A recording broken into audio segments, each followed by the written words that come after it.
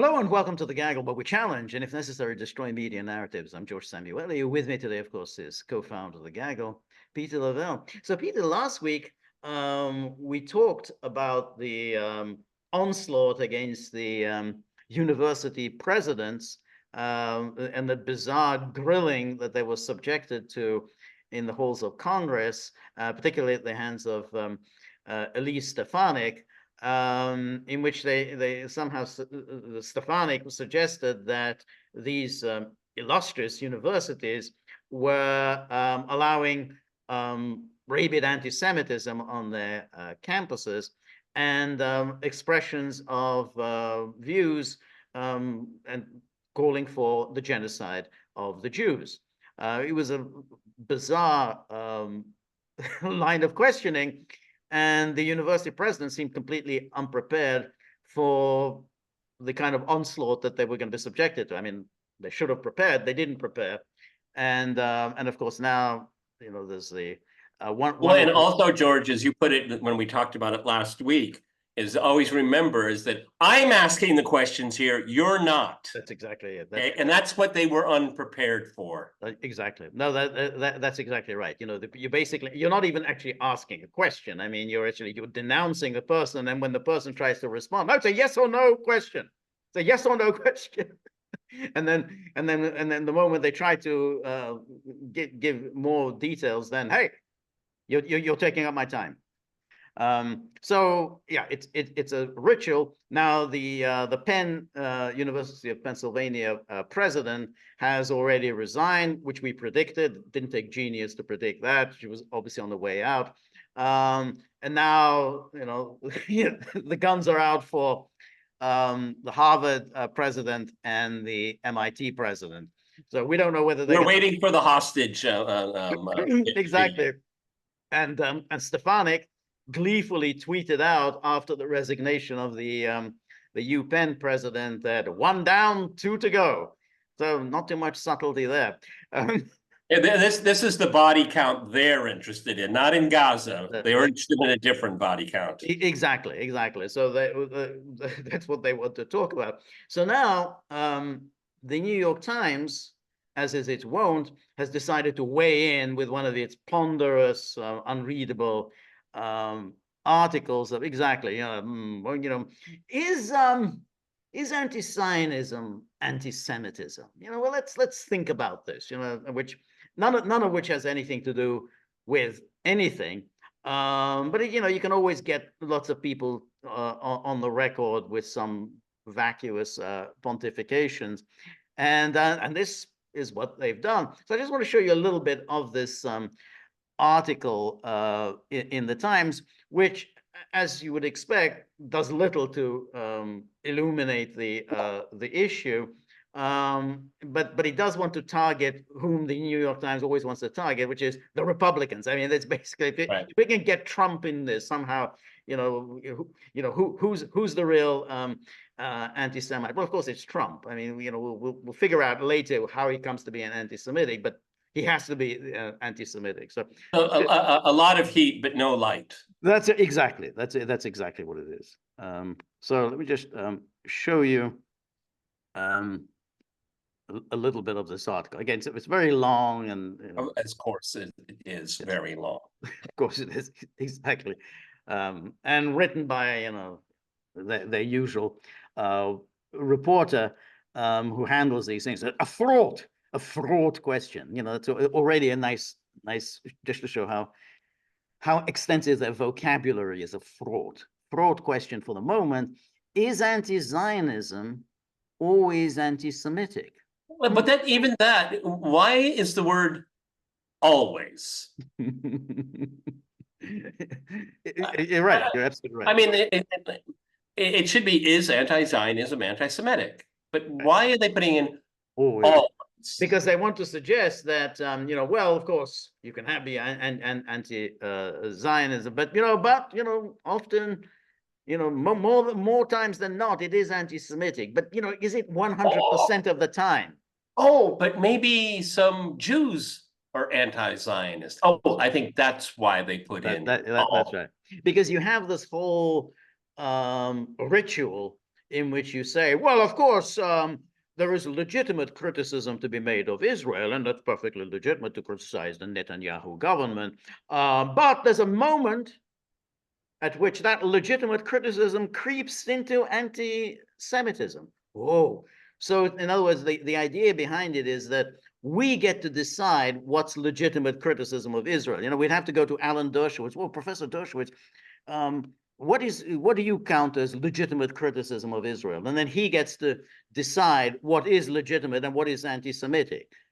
So, I mean, imagine if anybody else said this. You know, like let's say anti-Americanism, and you say, well, the only people who can decide what's a legitimate criticism of America are U.S. policymakers. Everybody else doesn't have any legitimate right to criticize the United States. From the halls of Congress to America's streets and universities, a once largely academic issue has roiled national discourse, inciting accusations of bigotry and countercharges of bullying.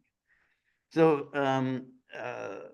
again, he says there that as I say, it's academic. Well, it hasn't really been academic for a long time. I mean, this is actually people have been talking about this. Last time it was that we actually even posed this question was in the 1970s. Right, exactly. That's exactly right. When the United Nations passed that resolution, Zionism is racism, and then all sorts of American politicians made their reputation by screaming about how the United Nations is anti-Semitic. You know, they passed this Zionism is racism, and it led to the career of Daniel Patrick Moynihan. He was the U.S. Permanent representative of the UN, and he used that Zionism is racism to leapfrog to a Senate race in New York. Right. Yeah, and that's it. So it says the brutal shedding of Jewish blood on October the 7th, followed by Israel's relentless military assault in Gaza, has brought a fraught question to the fore in a moment of surging bigotry and domestic political gamesmanship. Is anti-Zionism by definition anti-Semitism? Well, but you know, a moment of surging bigotry and domestic political gamesmanship. No, there's a controversy here. You don't have to be bigot. It's not involving bigotry. Okay. No. Domestic political gamesmanship. Well, there's an argument to be made there. Look what we saw in Congress last week. That's gamesmanship. That's right. Exactly. I must just say that what we had last week was we had this huge vote in Congress, which declared that anti-Zionism is anti-Semitism. So that was it. This is a congressional resolution. Anti-Zionism is anti-Semitism. And then again, you know, you ask the question, well, how is it Congress's responsibility, which is a branch of the U.S. government, how is it their responsibility to start defining terms? I mean, it's, you know, where do they get off making these sort of declarations? The question deeply divided congressional Democrats when Republican leaders seeking to drive a wedge between American Jews and the political party that 3/4 of them call their own put it in a vote in the House. It has shaken the country's campuses and reverberated in its city streets, where pro-Palestinian protesters bellow chants calling for Palestine to be free from the Jordan to the sea. I love the word bellow. You know, just to show where the reporter lies. You know, you have to say bellow. You know, they bellow chants. You know, it's always, you know, it's a way the New York Times always writes things. When somebody they don't like, he's always bellowing, yelling, hissing, screaming. The people you like, you know, they observe, they note, they say, they argue. You know, you always, you know, load your descriptive terms. Yeah, but you know, we go back to the first slide. Mm-hmm. When I hear the phrase Palestine to be free from the Jordan River to the Mediterranean Sea, well, if we look at the broader history, hundreds and hundreds of years of the history of Palestine, going back to the Roman times, Jews always lived there. Palestinians always lived there. And so if you had a Palestine that is free is the operative word here. Right. For most of the history of Palestine was essentially the Jordan River to the Mediterranean Sea, and you had two primary communities. You can throw in the Bedouins also, but they had coexistence, okay? Right. So the reason why I'm bringing this up is that there could be a state of Palestine in which Jews are given equal rights to Palestinians. I mean, that's not a radical thing to say. That is basically, I'm talking about what had occurred for centuries. Well, that's the thing that if, if they say this is genocidal, so if they really wanted to be genocidal, they could say Jews out of Palestine. They just say, I think Palestine should be Jew free, and then people will know. Yeah, that's we can say they've spelled it out.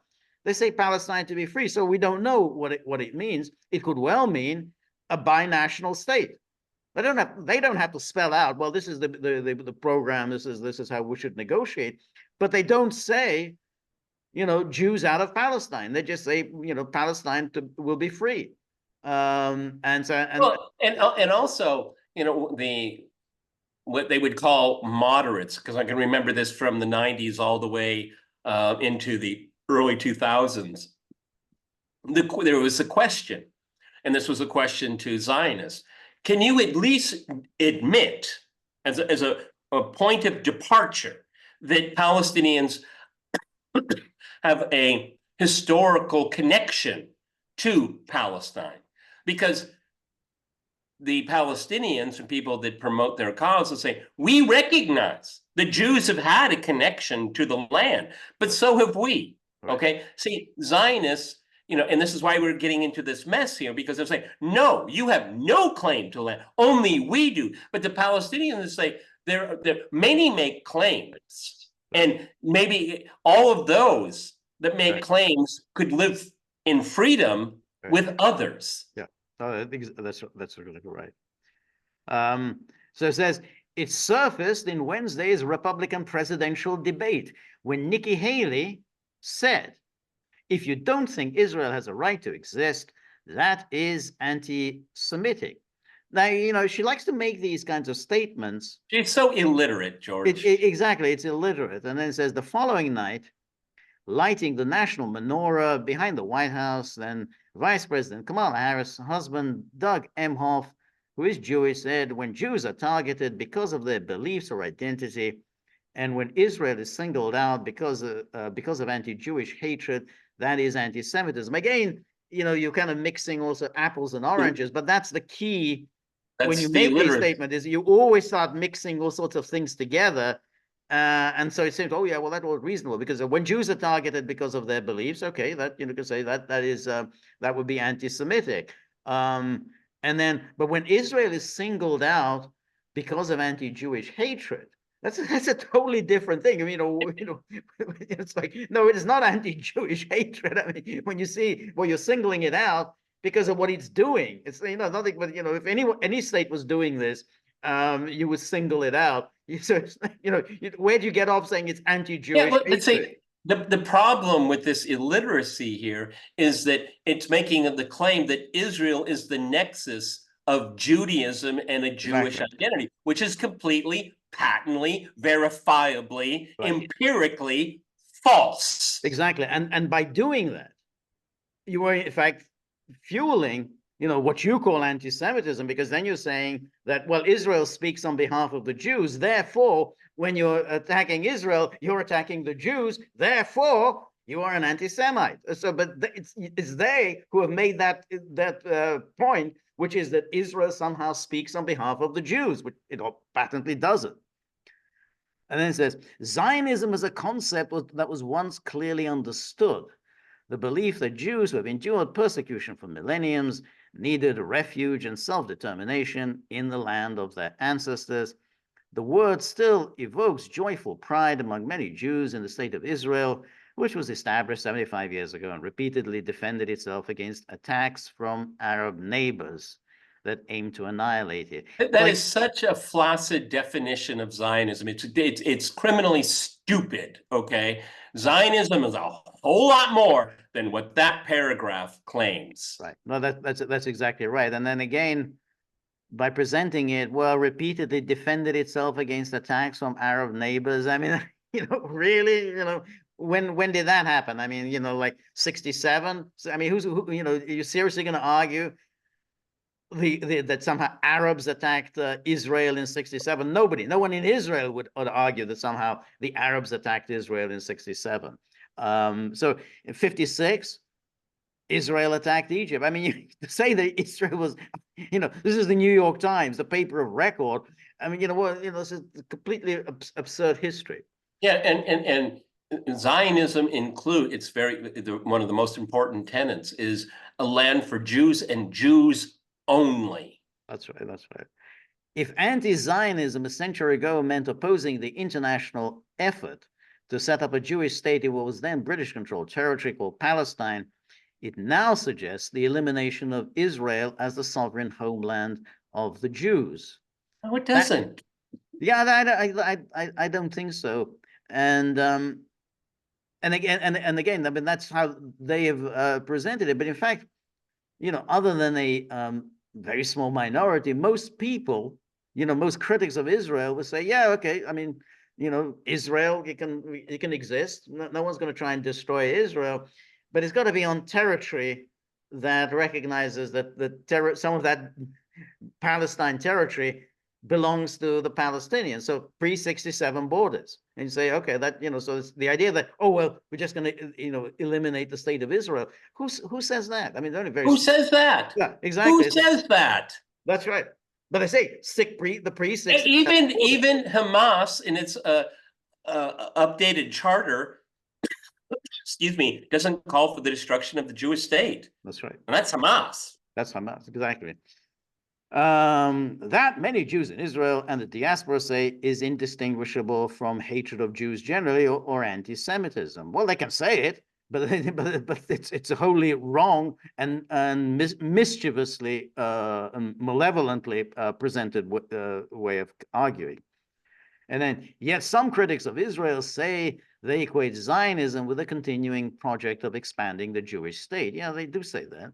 They do say that. Yeah, that effort animates an Israeli government bent on settling ever more parts of the West Bank that some Israelis, as well as the United States and other Western powers, had proposed as a separate state for the Palestinian people. Well, no, that has been determined by the international consensus. Everybody, with the exception of Israel and the United States, tacitly says West Bank and Gaza should constitute a future Palestinian state. I mean, that's been the international consensus pretty much since the 1970s. So it's 50 years they've said this. So presented, well, the United States and other Western powers. Well, not just that.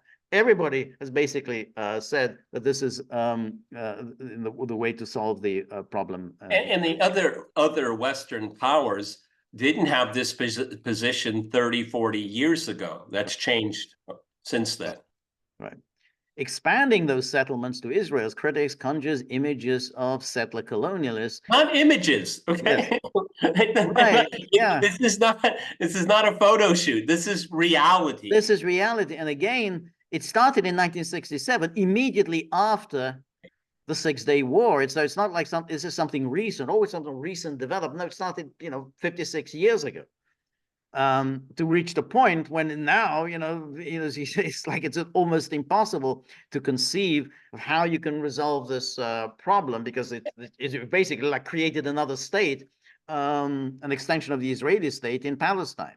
And essentially what we have now is that from 1967 to the present, there are more people, settlers, in the West Bank than there were Palestinians that were expelled in 1948. That's right. So for some Jews, the answer to the question is obvious. Of course, anti-Zionism is anti-Semitism. They say around half the world's Jews live in Israel, and destroying it or ending its status as a refuge where they are assured of governing themselves would imperil a people who have faced annihilation time and again. Well, again, almost everything is in that sentence is wrong, because again, how are you going to destroy the state of how is Hamas?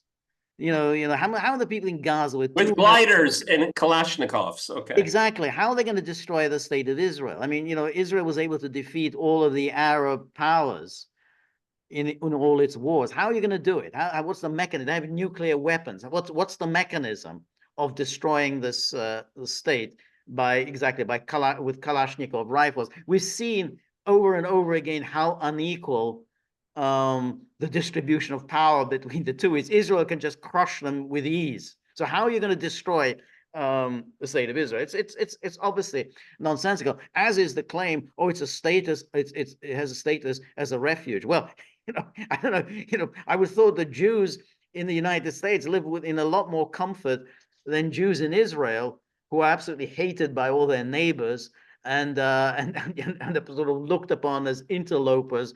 And so and you don't enjoy safety there, other than hey, well, we can always crush them and kill all the people around us. But the idea this is a refuge and you don't have anywhere else to go, really? I don't know. Jews. Well, live how many in the Israeli United citizens? States. How many Israeli citizens are dual nationals, George? Exactly. Yeah. No, that's right.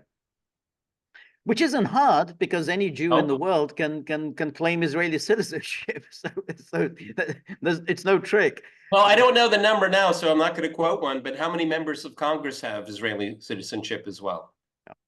Yeah, that's good point. So there's no debates that Jonathan Greenblatt of the ADL, anti-Zionism is predicated on one concept: the denial of rights to one people. There's only one people whose rights are being consistently denied. All right. Yeah. But it's interesting to say around half the world's Jews live in Israel. You can turn it around and say that means around half of Jews don't live in Israel. So it's hard then to say, well, how does Israel get to be the state of the Jews when half of the world's Jews don't live in Israel and don't enjoy Israeli citizenship? They could if they wanted, but they choose not to. So, but there's well, yeah, but if you're born, let's say in the West Bank, and up prior to October 7th, many Palestinians would travel abroad, get an education and whatnot, but they don't have the right to return, even to where they were born. No. So if you leave the West Bank, there's a possibility that it's a one-way ticket out, never come back. No, exactly. The right of return only applies to Jews. It does not, yeah, that's right.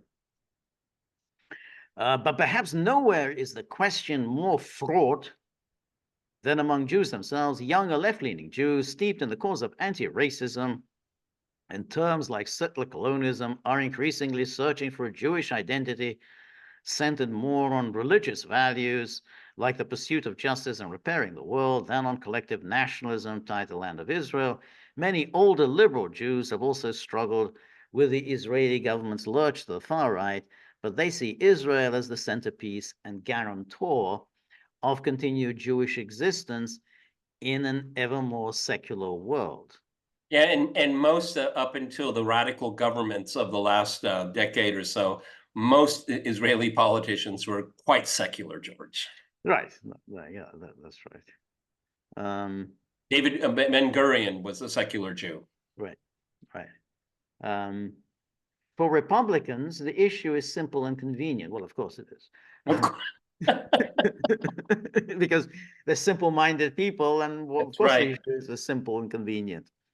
The raising of anti-Zionism in the debate over anti-Semitism amid the Israel-Hamas war pushes aside the presence of white nationalist bigots on the fringes of the Republican coalition, like Nick Fuentes, the avowed neo-Nazi who dined with Kanye West and former President Donald Trump last year, and instead forces Democrats to defend the pro-Hamas demonstrators on their own coalition's fringes. I don't quite understand this point. I mean, do you I don't understand? either. Yeah, Because first of all, are there any pro-Hamas demonstrations?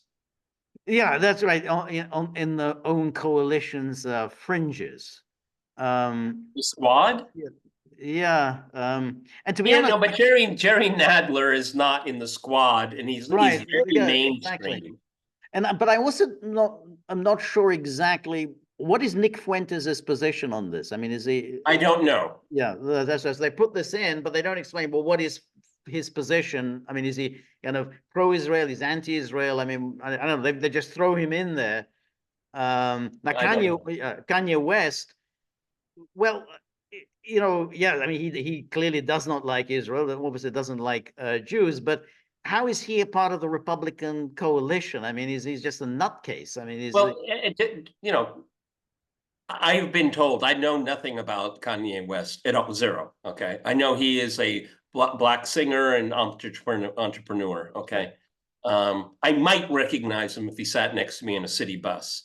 But what do you care about his opinion on this topic? Right, exactly. I mean, how is it because he somehow, I don't know, got a dinner? I think he's an old friend of Trump's. Trump tends to kind of have certain loyalties to people who have been loyal to him. So he dined with Trump, but what has he got to do with any of this? I mean, this issue that you're raising about anti-Zionism and And what did they anti-Semitism. talk about when they dined?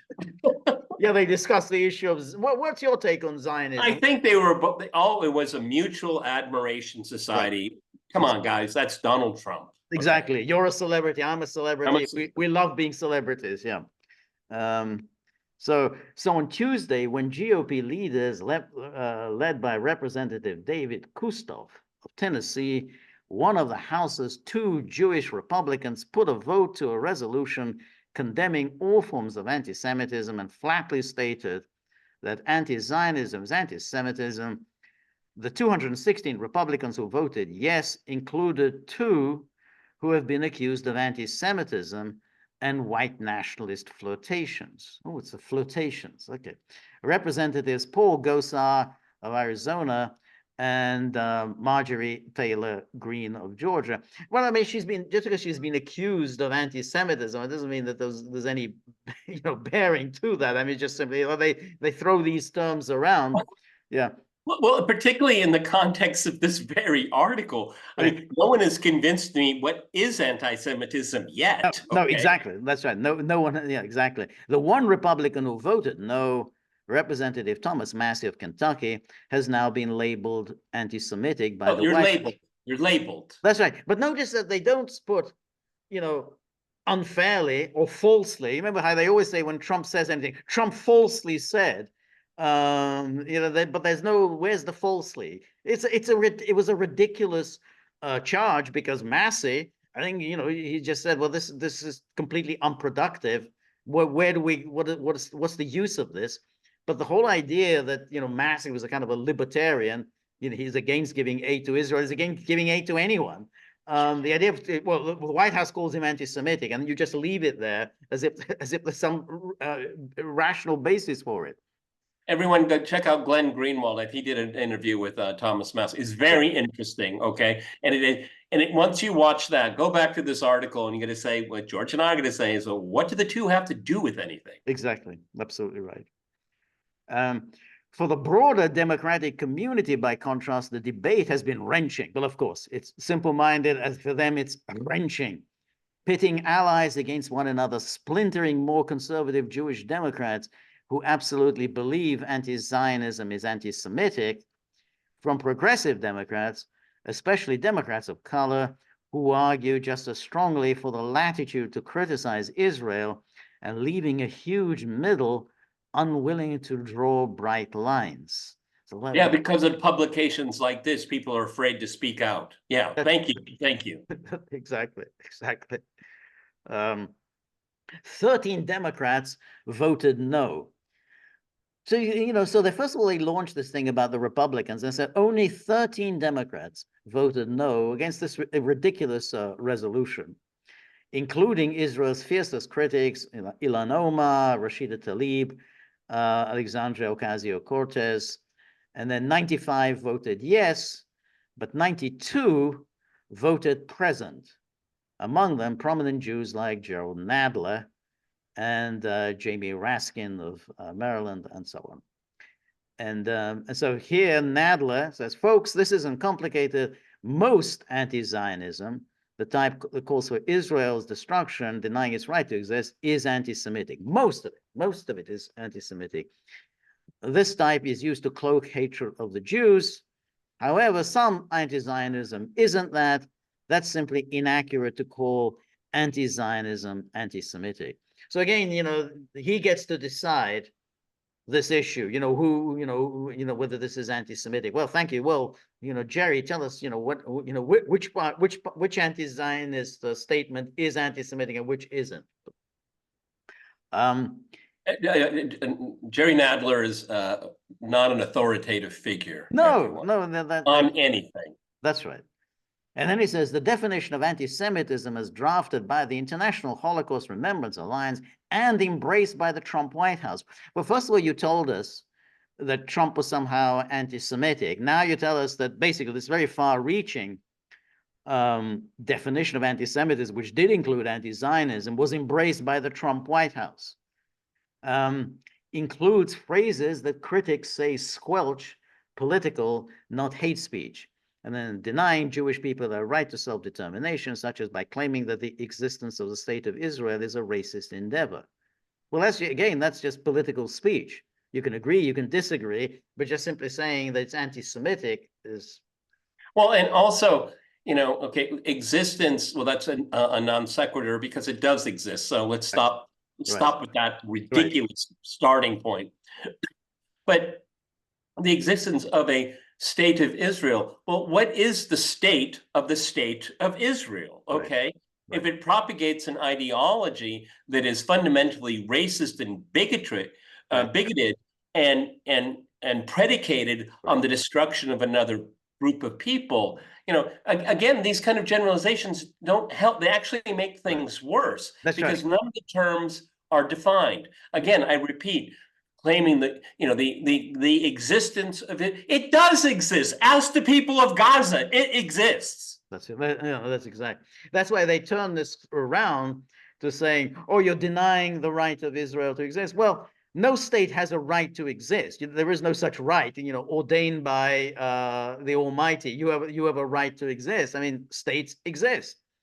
But if you ask people, "What do you think it's right that Israel should exist?" Well, then people might say, well, I don't think this was legal. I don't think it was legitimate.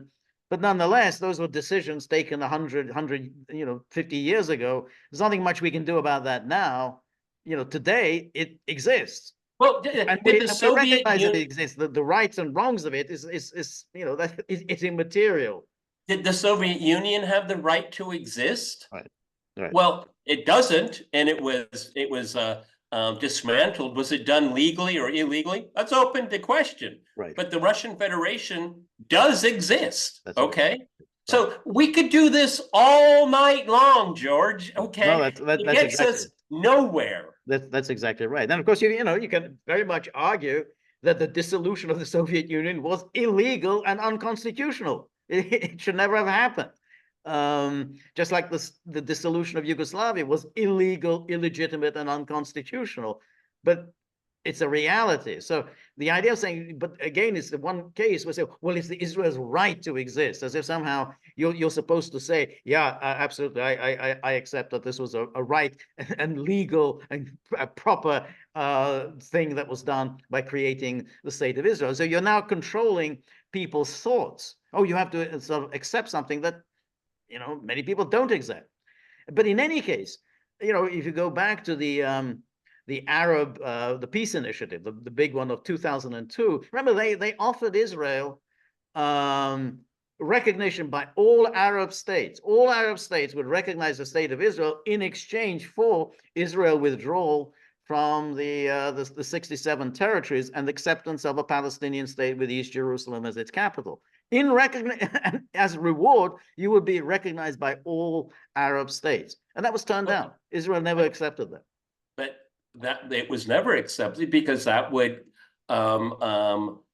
short circuit and put to an end an ideology called Zionism, because that's how Zionism operates. Okay, it cannot make peace. That would be considered appeasement. Okay, and of course they cannot recognize the rights of Palestinians. It was that's the Saudi Arab 2002 peace proposal really put in great focus the nature of the Israeli regime. Okay, which has only gotten more Zionist since then. Right. And then applying double standards by requiring of Israel behavior not expected or demanded of any other democratic nation. Not sure how you can determine that.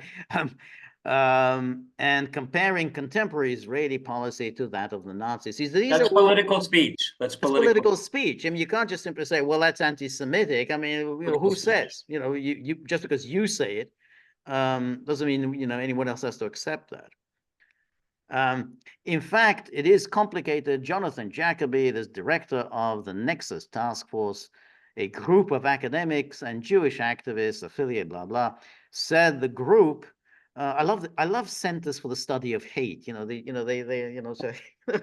Well, what's your line of business? I study hate. That's my line. I study hate. There's so many of these centers. They're all lavishly funded. I mean, it's like, well, I'm going to set up, a center for study of digital hate. Oh, that's going to, and the governments come and give you enormous sums of money.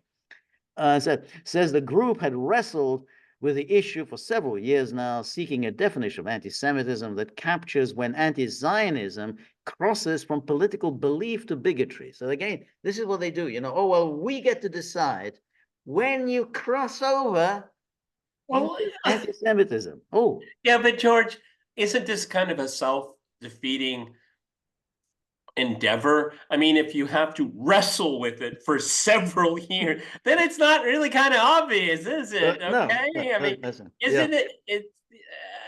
It's kind of like pornography. I know it when I see it. Define it. I don't know. That's a tough one. But I know when I see it. Okay, this is the same thing here. But they had to wrestle with it for several years. Okay, then it shows me this is all a farce. Sorry. Yeah, no, exactly.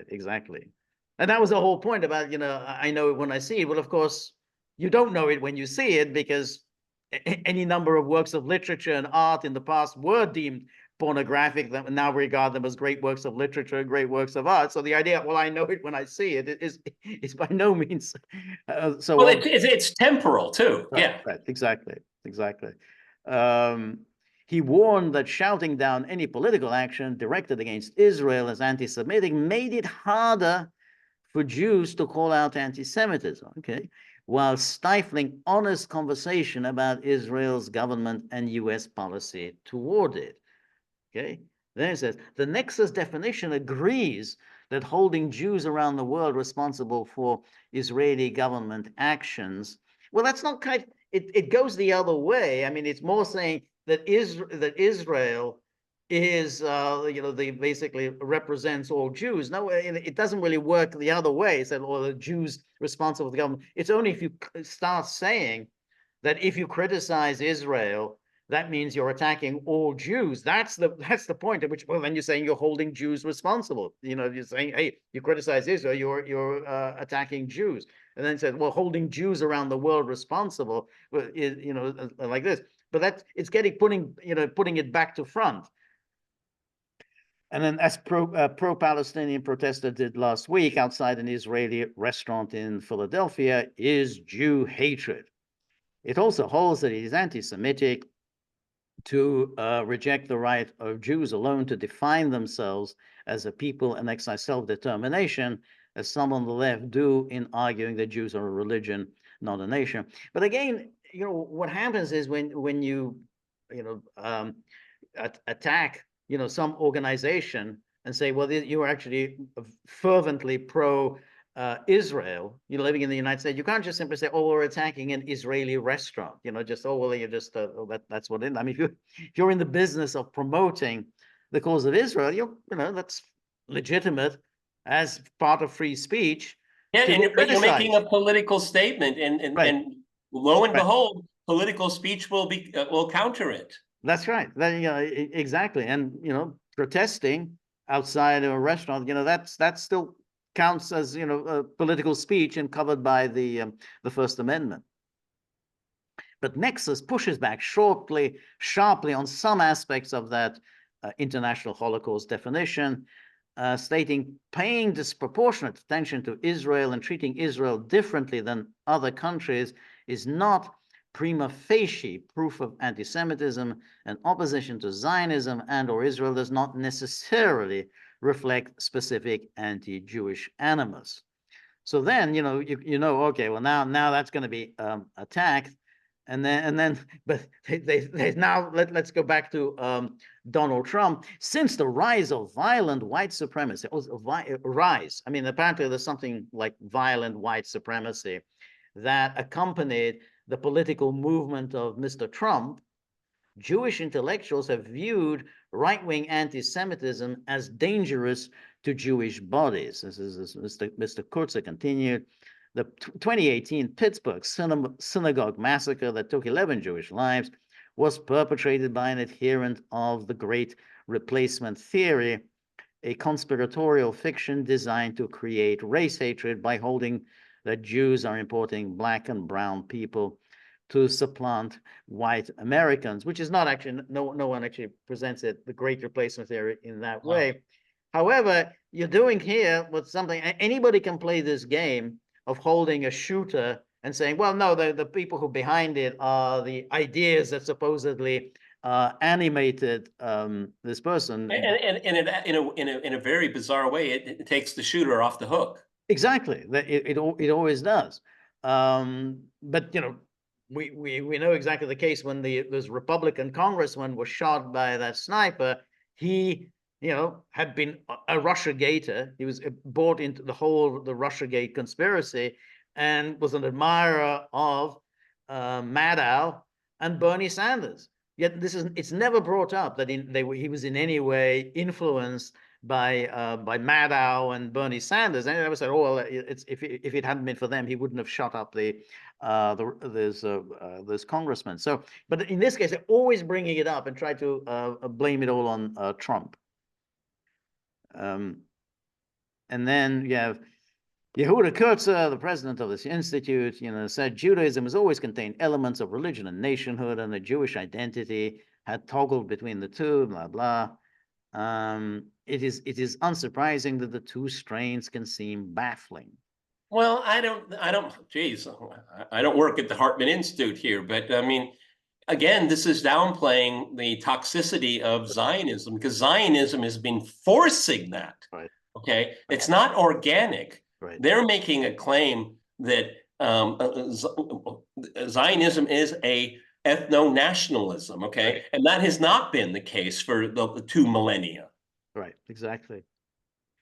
And then, but Mr. Kurtzer said those distinctions disappeared with the massacre of some 1,200 Jewish Israelis in October, because the Hamas's actions were the end result of denying Israel's right to exist. Well, I mean, that's it's a ridiculous. I mean, you don't have to defend Hamas to say, well, that's not what was animating them. I mean, they certainly hated Israel, but they had reasons to hate Israel. Now, what they did, I mean, that's a different issue.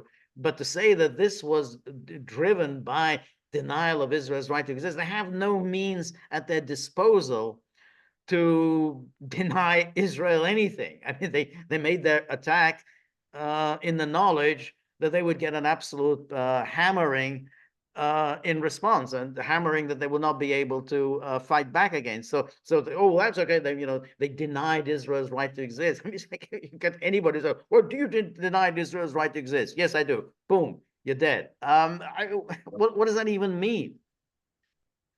So on October the 7th, October the 7th should have the effect of saying of absolute hatred of Judaism for our national claims is violent and legitimizes violence. Well, again, you can't talk about October the 7th without dealing with what went on October the 6th. That's right. And going back to 1967. So, in other words, virulent anti-Zionism and virulent anti-Semitism ultimately intersect. Anyway, so that's that's a part of the this long article. Yeah, It this was kind of exhausting. tying yourself up into a pretzel. Exactly, exactly.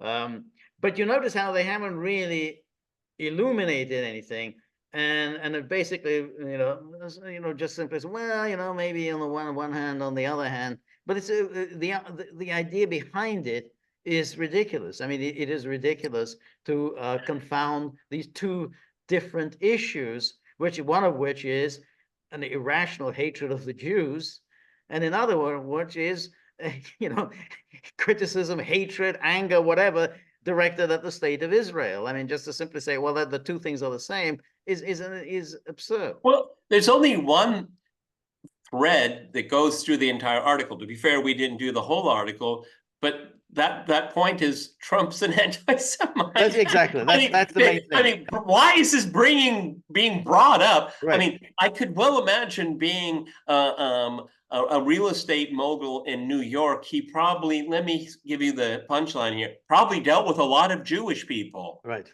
Exactly. This is absurd. Exactly. And there's been basically, I mean, there's never been a president more favorably disposed towards Israel. I mean, Israel just got one gift after another in return for nothing. All the things that he did, Israel did nothing in return. Well, thank you very much. We'll pocket that. We'll pocket that. That'll do nicely. But just bring it up. Oh, well, let's how can we make this about Trump and the Republicans? Oh, we'll just say that they're all anti-Semitic. But that's what you get. Well, one of the interesting things, the way that they develop their argument, as lame as it is that they're extremely careful not to contextualize things, because when you contextualize things, then it brings up more questions. Okay, right. So what you try to do is you try to avoid that. What this article, what we talked about, is just on the margins. The entire article is on the margins. Okay, yeah. And it's intellectually very dishonest. Okay, oh, yeah. I can't imagine the author is not aware of the context of this conflict going back to 1948. It's just simply improbable. So exactly. So you remove the context, and what you're left with is that we get to decide what we'll call anti-Semitic. That's it. We just get to decide. So you have on the one hand, on the other hand, but we'll just tell you, yeah, that's anti-Semitic. Oh, we like this person, so we'll just say he's just a critic of Israel. No, we hate this person. Yeah, anti-Semitic. We just get to decide. You don't have any say in the matter. We enlightened figures get to decide what is and what isn't anti-Semitic. I think your analogy about what's like pornography. I know when I see it. Whoever I can't remember who the justice was. Who I think it was Douglas. Was it Douglas? Okay, yeah.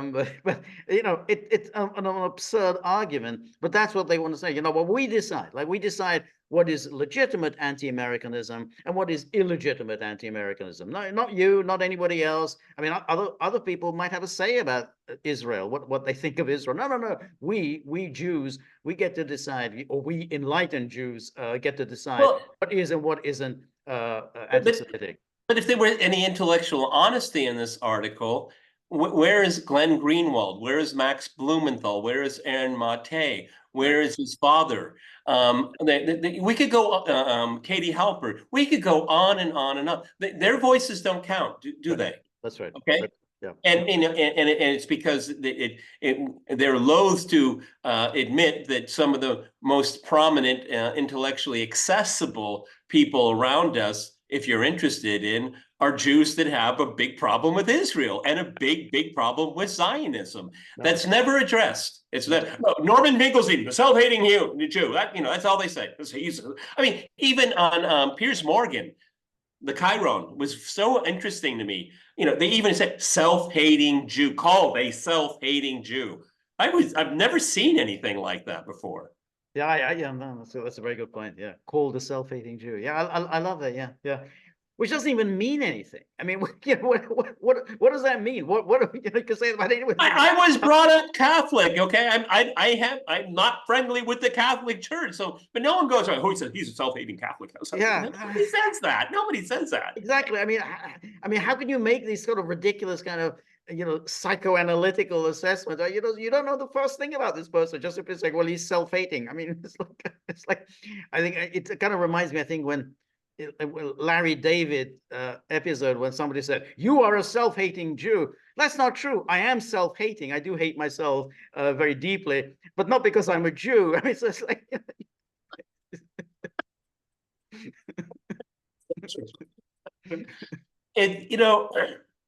It's really sad that we have gotten to this because this is just a bait and switch. Smart people don't even get involved in the conversation. Like, this is such a waste of time, okay? Especially if someone of so low intelligence as Jerry Nadler. Yes. They have to point out, well, there's kind of a problem with this here, okay? Right. It's just such an artificial debate. It's a deflection 100%. And again, it's very much like Russiagate and,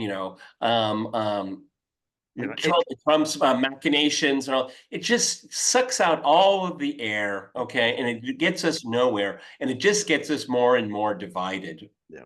I think it's a very good point. I mean, I think that it's a fake, phony debate. It's like, that,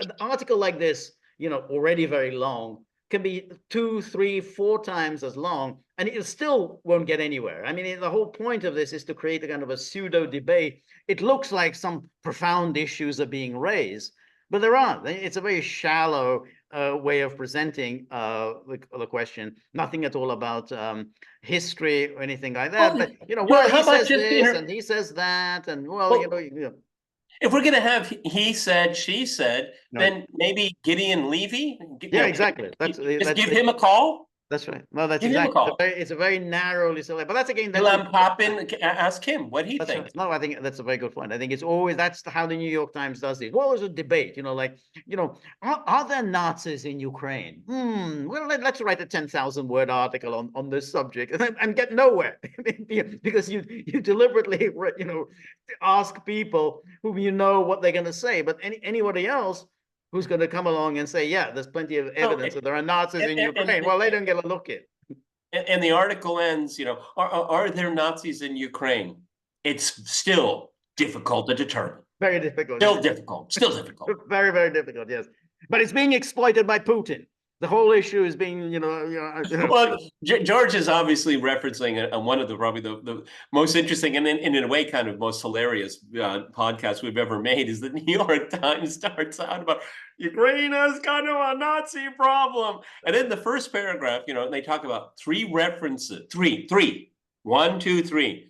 About tattoos and insignia and all that. And then you get into paragraph 18, 19, and 20. Well, it's pretty ubiquitous in Ukraine. I mean, they went from, they have a slight problem. It's a messaging problem. The Putin and the Kremlin is taking advantage. But once you do a deep dive into it, it's like, oh, shit. It's everywhere. That's right. But of course, the New York Times, they know perfectly well, nobody ever gets through one of these 10,000-word monstrosities. So they only go, most people just read first paragraph. Some of the brighter people read paragraph 2, paragraph 3. And then we have people like George that reads the whole thing. Yeah, that's right. But people like that are they're very rare, because they don't have anything else to do. But most people are okay. I'm done. I know. I've been told. Putin is just simply making all this up. That's all I need to know. And that's what the New York Times does. And then, of course, all the important issues, that you have to wait till paragraph 28 before they drop you. As you said, these swastikas are pretty ubiquitous, so. And it is a dishonest trade trick of journalism is that, when they avoid being accused of not being thorough and balanced enough. Well, check out paragraph 25. We're balanced. That is a trick. That's a trick. It's a New York Times mastered this trick. I mean, that's this is a specialty of the New York Times, that they drop the key point way down in the story, So they, yeah, they can say, yeah, well, we mentioned it. What do you mean? We don't mention it. Yeah, there it is. It's down there. No, Because we had this with Russiagate. yeah, The DNC was hacked. When you go to paragraph 20, 25, well, and they ask, some forensic scholar, computers. Well, it's difficult to tell. It's almost impossible to tell. right. We'd be surprised if we could determine that. Right. But Yeah. that's, Yeah. but Well, in that's the right. paragraph, Russia hacked the That's DNC. it, exactly. Or that the FBI never actually inspected the servers. Boom. There's way down there. Well, hey, aren't you supposed to do that if you're the FBI? And before you make all these assertions about that Russia did it, you have to kind of have an independent police agency actually examine it. Oh no, the DNC never gave the servers to the FBI to examine. Yeah, but that's it. That's how you do it. You drop it right near the bottom. Just to finish this off here, with the New York Times, in this article that George and I reviewed, they claim this is a debate. There was no debate in that article whatsoever. Okay, it was very artificial, and it was basically one side nitpicking about meaningless things. Right. The other side wasn't even mentioned at all. Okay, and they don't recognize another side. That's the poverty of it all. Right. Okay, if you can't even within this super narrow spectrum. That's right. If you're beyond it, then you don't deserve to be asked. You exactly. Don't That's right. So you got super narrow. So you go, oh yeah, well, we know the Republicans and Trump. Well, yeah, they're of course anti-Semitic. How then say, oh, how come they're the ones who present these resolutions? Oh well, they're just covering their tracks. And then, as you say, you have this very narrow debate, which is like, some expressions of anti-Zionism are fine, or even though 90% is anti-Semitic, but 10% is legitimate, as opposed to the others who say, yeah, 100% of anti-Zionist sentiment is anti-Semitic. And particularly using one flaccid, very, very intellectually dishonest paragraph defining Zionism. That was intentional. That was a deflection. I cannot believe in any universe that our author thinks that's really what Zionism is. Okay, if he doesn't know the definition, then he shouldn't have been writing the article. Yeah. And you don't have to trust me or George. Ask Israeli scholars. Right. Okay, ask them. Yeah. No, but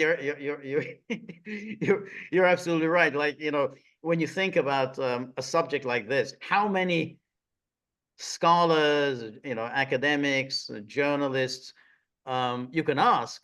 It's a debate that's been around for some time. You mentioned some of them. You could have gone to any of them, but the New York Times is very, very careful. No, we're not going to go to Gideon Levy. No, we're not going to go to Glenn Greenwald. No, we're not going to go to Benny Morris or anything like that. I was just going to say Benny Morris. Everyone, Benny Morris is a very influential Israeli historian. And when they look at the history of the Nakba, historians, and it was only in the late 70s, 80s, and 90s that there was real. Yeah, there really was a Nakba, okay? And Israeli scholars admitted it. And then Benny Morris came in and got into the debate, and he said, yeah, there was. But the Israelis made a mistake. They should have pushed all the way to the Jordan River. That would have solved this problem. That's his opinion. Right. I did a crosstalk with him and Norman Finkelstein.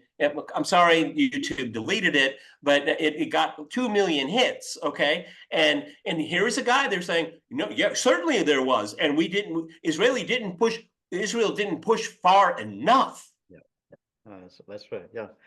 Yeah, that's right. But to be fair, he changed his mind. I mean, well, he changed his mind originally. I think he was a critic of what Israel had done. He changed his mind in becoming an advocate that Israel should have taken a much harder stance. So by the time he was on your show with Norman Finkelstein, he was already kind of an uber hawk on the subject. Though he was very respectful towards Finkelstein. It was by no means, they didn't go with fists against each other. He did it in his garden. I remember that. It was really kind of, it was very tranquil, with a very very rigorous debate. Okay. All right. My computer is almost about to run out of energy. We've talked a long time. I don't know if we're going to, I really don't want to have to revisit this topic because I find it so inane. It's just exhausting. But it certainly is a deflection from the pictures, the horrific pictures coming out of Gaza. That's the whole point here. All right, everybody, this is The Gaggle with Peter and George. We're on local, so please go there and visit our store. And today, since it is Monday, George will have his first live stream of the week tomorrow. First live stream of the week, 3 p.m.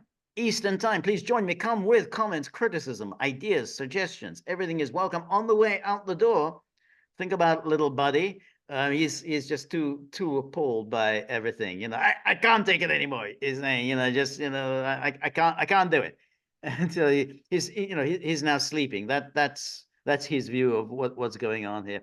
Buddy's a hard taskmaster. It's very, very hard to face him. So if you have a few bob in your pocket, whip them out, dunk him in his tip jar. You know, maybe then he might one day wake up and join us. So we're very grateful for all of your help, friendship, and support. The more you're able to donate, the more of these videos we can make, the more we can improve the technology, and above all, we can have Buddy deigning to join us once again. So remember, if you like The Gaggle, please like, share, and subscribe. See you soon. Bye.